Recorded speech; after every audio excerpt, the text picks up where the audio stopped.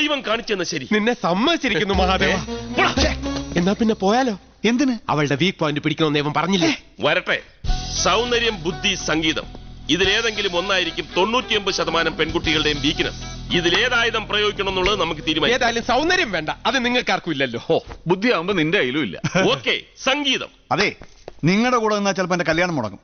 കാലത്ത് പള്ളി പോകണം, ചീട്ട് വാങ്ങണം, 100 വട്ടം പണി കൊണ്ട് ഞാൻ പോവാ. പൊയ്ക്കോ. അവസാനം അവള് വളഞ്ഞു കഴിയുമ്പോ ഞാനും കൂടെ ഉണ്ടേന്നും പറഞ്ഞ് വരും. എനിക്ക് വേണ്ടേ.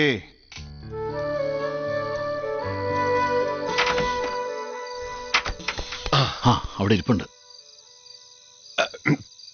തുടങ്ങിക്കോ. ഏകാന്ത ചന്ദ്രികേ.